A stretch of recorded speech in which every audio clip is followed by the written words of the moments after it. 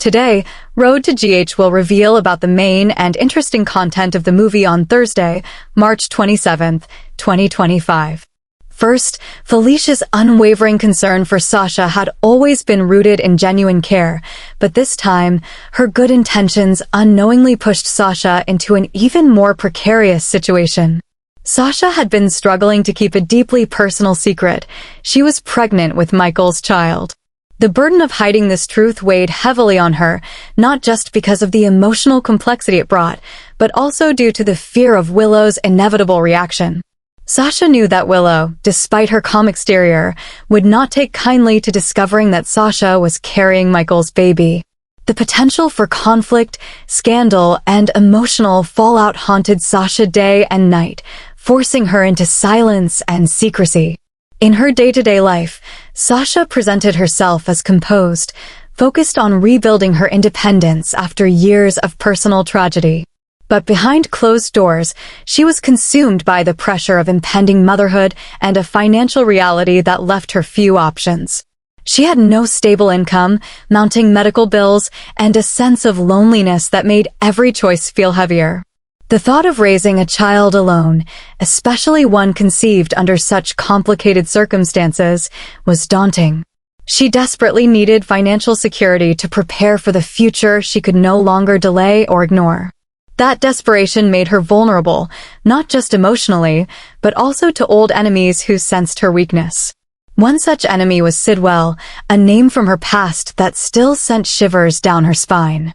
He had once posed a serious threat to her life, and though the public believed he had faded into obscurity, Sasha knew better. When he reappeared, it wasn't with violence, it was with a polished image, a rebranding effort meant to erase his past and introduce a new man to society. He offered Sasha a deal. A large sum of money in exchange for helping to improve his public image by serving as a trusted ally or spokesperson. To most people, it would have sounded like an endorsement. But Sasha saw it for what it was, an attempt to whitewash his sins using her credibility. At first, she rejected him. Her pride, her fear, and her disgust told her to walk away. But the cold reality of her finances gnawed at her conscience.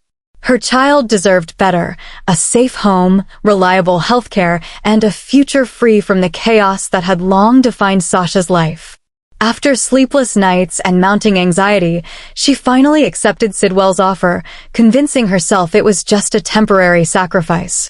She promised herself she would keep her distance emotionally, take the money, and disappear from his orbit once she had enough to protect her child. It was a dangerous gamble, but one she felt forced to make. The money transferred quickly, and Sasha's savings account grew almost overnight.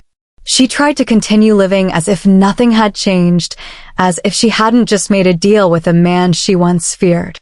But Felicia noticed. She was observant by nature and had watched Sasha scrape by for months. The sudden appearance of new clothes, upgraded furniture, and quiet donations to children's charities raised her suspicions. It wasn't jealousy or meddling that drove Felicia, it was instinct. Something didn't add up, and she knew Sasha well enough to sense she was hiding more than just a financial windfall. Felicia approached Sasha one afternoon, gently but firmly asking about the origin of the money. She framed it as concern, not interrogation, but the effect on Sasha was immediate. Her eyes widened, her breath caught, and for a moment, she seemed unable to respond. The pressure of her secret, of Sidwell's involvement, of her pregnancy, all of it threatened to spill out. But Sasha couldn't let that happen. Not yet. Not to Felicia, who might go to Michael or, worse, to Willow. She gave a vague answer about freelance work and a private investor, hoping it would satisfy Felicia's curiosity. But it didn't. Now, Felicia couldn't shake the feeling that Sasha was in danger, maybe not physical danger, but emotional and psychological. She had seen too many people fall victim to the illusion of control when dealing with manipulators like Sidwell. And she worried that Sasha, driven by fear and maternal instinct, might be walking straight into a trap. Felicia didn't yet know about the pregnancy or the full extent of Sidwell's deal, but she knew enough to start digging. And Sasha, sensing this, began to panic. She had no one to confide in, and the web of lies she had spun to protect herself was beginning to fray. As Sasha struggled to maintain her composure, her mind raced with possibilities. She couldn't bear the thought of Willow finding out, not just about the child, but about the deal with Sidwell. It would ruin everything. Michael might feel betrayed, Willow would unleash her wrath, and her fragile future would collapse. And yet, even with the fear tightening around her chest, she found herself clinging to the money, to the illusion that she still had control. In truth, she was caught in the middle of two storms, one from her past, and one barreling toward her, with no shelter in sight. Second, there was something about the way Drew and Brennan were speaking that immediately raised Jason's suspicion. It wasn't just the hushed tones or the way they glanced around as if afraid of being seen, it was the air of secrecy that hung over them like a storm cloud. Jason had known Drew for a long time and could usually read him with ease, but lately, Drew had become guarded, almost unreachable. And Brennan, a man whose very presence in Port Charles had already caused enough trouble, was the last person Jason expected Drew to be associating with. The sight of them together, speaking in whispers behind closed doors, was too unsettling to ignore. Brennan was not a man to be trusted. He carried with him a past littered with secrets, half-truths, and unresolved crimes. Since arriving in Port Charles, he had managed to insert himself into the lives of several key figures, most notably Carly. His recent involvement with her had left a trail of tension and emotional damage that Jason had witnessed firsthand. The fact that Brennan had emerged from that chaos seemingly unscathed only made Jason more certain that the man was playing a long game, one that would eventually hurt more people. Seeing Drew with Brennan wasn't just disappointing, it was alarming. Jason couldn't make sense of why Drew would align himself with someone so clearly manipulative and dangerous. He considered the possibility that Drew was being coerced or blackmailed, but even that didn't explain the way Drew looked at Brennan, like an equal, not a victim. That realization sent a chill through Jason's spine. It meant there could be more at stake than personal betrayal. It meant there might be darker motives at play, motives that could ripple through Port Charles and destroy lives. Jason's instincts, honed over years of surviving in a world where trust could be fatal, screamed that something was very wrong. And so, without drawing attention to himself, he began his own investigation. He asked quiet questions, watched from a distance, pieced together scraps of information that others might have missed. Jason didn't need to make accusations yet, he needed proof. He needed to understand exactly what Drew and Brennan were doing before it was too late. He began by revisiting places he knew Brennan had frequented, hotel rooms, back offices, private clubs, places where deals were often made and secrets exchanged. He noticed patterns, found inconsistencies in Brennan's stories, and more importantly, discovered that Brennan's presence in town wasn't as spontaneous as it had seemed. There were financial transactions, secret meetings, and coded phone calls that pointed to a larger scheme. And Drew, whether willingly or under duress, was now a part of it. As the pieces started coming together, Jason realized the implications could be far more serious than he had feared. Brennan wasn't just playing games with Carly or stirring up old rivalries, he was positioning himself to wield real power. And Drew's involvement suggested that whatever deal they had struck, it wasn't just personal. It was business. Dangerous business. The kind that left collateral damage in its wake. The kind that could shatter families, upend lives, and bring violence to the streets of Port Charles. Still, Jason kept his findings close to the chest. He knew that exposing the truth too early, or confronting Drew without understanding the full scope of his involvement, could lead to disaster. He needed to be patient, to keep watching, to follow the trail until it led him to the center of whatever this operation was. Because Jason wasn't just trying to stop a shady alliance, he was trying to prevent a future filled with betrayal, corruption, and pain for the people he cared about. And deep down, he feared that if he didn't act quickly, Drew might become the next casualty in Brennan's twisted plan, or worse, a willing accomplice to something unforgivable. Third, Lucky had been planning something quietly, something that came from the deepest corner of his heart. After all the time lost, the the pain endured, and the long nights filled with doubt, he wanted to give Elizabeth not just a gift, but a symbol of gratitude and renewed love. He arrived unannounced, holding a radiant bouquet of pink roses, their color vivid, alive, and full of meaning. These weren't just flowers, they were a message.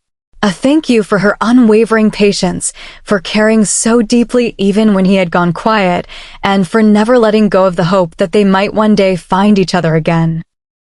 Elizabeth stood frozen for a moment when she opened the door, her eyes landing on the roses and then on Lucky's familiar, soft smile. There were no words needed at first. The emotion hit her like a wave, one she hadn't felt in so long. Her heart stirred, not just with surprise, but with warmth. It had been years since she had allowed herself to feel the glow of romance, to let her heart flutter at the smallest gesture. And now here he was, standing before her, offering not just flowers, but the promise of something more. The gesture reminded her of who Lucky truly was beneath all the scars time had left behind. He had always been the boy who knew how to make her feel seen, cherished, safe. As she accepted the flowers with trembling hands, Elizabeth's eyes filled with tears, not of sadness, but of long overdue happiness. The silence that had once stretched between them now melted away, replaced by shared memories and the soft, unspoken understanding of two hearts that had found their way back.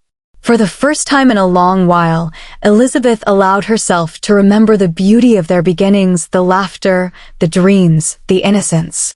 And it wasn't just nostalgia, it felt real, present, alive.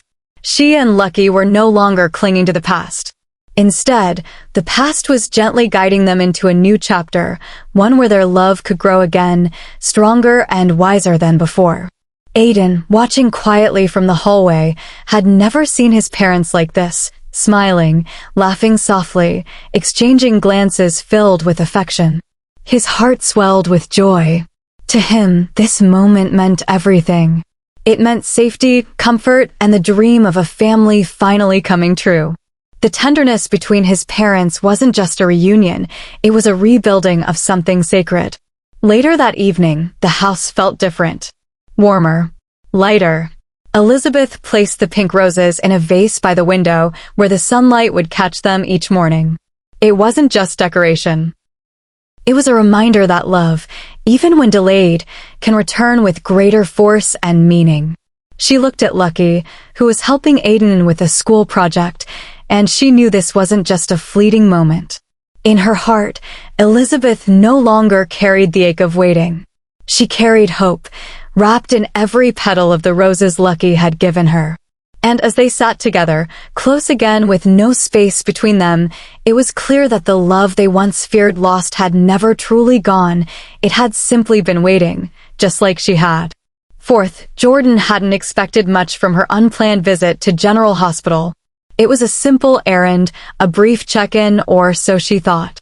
But the moment she stepped through the quiet hallways, something shifted. She caught sight of Isaiah, focused, calm, and deeply attentive as he cared for a young patient. The tenderness in his voice, the patience in his gestures, and the quiet confidence in the way he moved through his responsibilities struck a chord within her.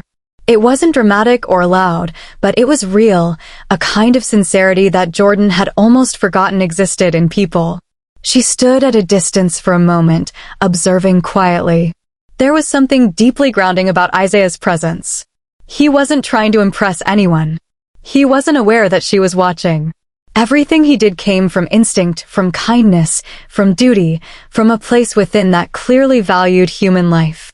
Jordan, who had always kept her guard up, felt something stir in her heart.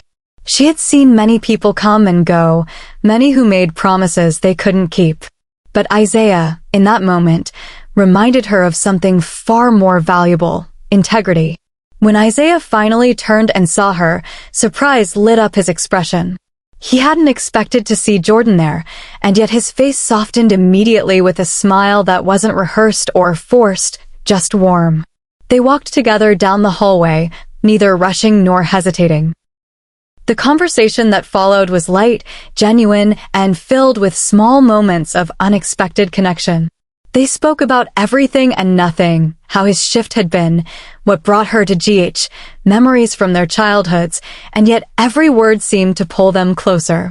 Jordan found herself laughing more than she expected. There was something about Isaiah that made her feel at ease, as if the weight she had carried for so long wasn't hers to hold alone anymore. His stories were full of compassion, his perspectives thoughtful. But more than that, it was the little things, the way he opened a door for an elderly visitor without thinking, the way he gently reassured a nervous nurse, the way his eyes lit up when he talked about making a difference, that stayed with her. As they shared coffee in the hospital break room, Jordan realized how rare it was to meet someone who didn't just speak about caring, but actually lived it. And for the first time in a long time, she let her walls down, not completely, but enough. Enough to let him see the woman behind the uniform, the heart behind the badge. She didn't say much about her past, but Isaiah didn't press. He listened, truly listened, and that was enough. Their time together wasn't grand or romantic in a traditional sense. There were no sweeping gestures, no declarations. But there was something undeniably special about it, something quiet and powerful. Jordan left the hospital that day not just impressed, but moved. She had come for a simple visit, and instead, she had found a moment of real connection. A reminder that sometimes, when you least expect it, someone comes along who makes you feel seen again. As the doors of GH closed behind her, Jordan glanced back once, just in time to see Isaiah walking a patient down the corridor, his gentle voice carrying softly in the air. She smiled to herself, her heart a little lighter, her spirit a little more open. It was too soon to say what might come next. But for the first time in a long while, she was willing to find out. Finally, Alexis hadn't merely invited Rick to her office, she had summoned him, with the kind of urgency and authority that left no room for negotiation. The incident at the garage had left her shaken to the core. Christina, her own daughter, had acted out in a way that was more than impulsive, it was disturbing. The rage, the recklessness, and above all, the clear intent behind her actions had sent a chill down Alexis's spine. The target of Christina's fury had been none other than Ava, and the situation could have ended in tragedy. Alexis needed answers, clarity, and most of all, perspective, and the only person who had witnessed the event from start to finish was Rick. Rick had been standing with Ava when the incident occurred, his expression filled with disbelief as he watched Christina's behavior unravel in front of him. He hadn't intervened in time to prevent the damage, but he had seen enough to form a judgment, one he seemed all too eager to share. When he arrived at Alexis's office, it was clear he intended to make himself heard. With the cool detachment of a prosecutor, he began recounting every detail, emphasizing Christina's aggression, her irrational tone, and her dangerous proximity to violence. But Alexis didn't call him in to hear accusations, she called him in to understand. What she got instead was a string of criticisms that felt more like personal attacks than objective observations. Rick's tone was sharp, his words unrelenting, and each time he referred to Christina's actions, Alexis felt herself inch closer to anger. She had expected concern, perhaps disappointment, but not the calculated dismantling of her daughter's character. Alexis tried to remain composed, tried to focus on the facts. She needed to know what exactly had happened, what Ava had said, and what may have triggered such an intense reaction in Christina. But Rick, never one to miss an opportunity to assert moral superiority, seemed more interested in placing blame than in helping Alexis make sense of the emotional storm within her daughter. His refusal to acknowledge the complexity of Christina's pain or the nuances of her relationship with Ava only deepened Alexis's frustration. What Rick failed to see or refused to acknowledge was that Christina's anger, however misdirected, didn't arise from nothing. It was the result of months of tension, of unresolved feelings, of watching Ava slip into spaces once reserved for family and intimacy. Christina had been unraveling slowly, and this incident was the breaking point. Alexis, as a mother, wasn't excusing the behavior, but she needed someone to meet her in the middle, to offer insight, not condemnation. Rick's constant insinuations that Christina was dangerous, that she needed to be restrained, left Alexis simmering with fury. She finally snapped, reminding him that Christina was still her daughter, not some case to be prosecuted. She didn't need Rick's cold, clinical analysis. She needed help, guidance, and someone who cared enough to see beyond the anger. Instead, she was getting a verbal assault that made her question why she had called him in the first place.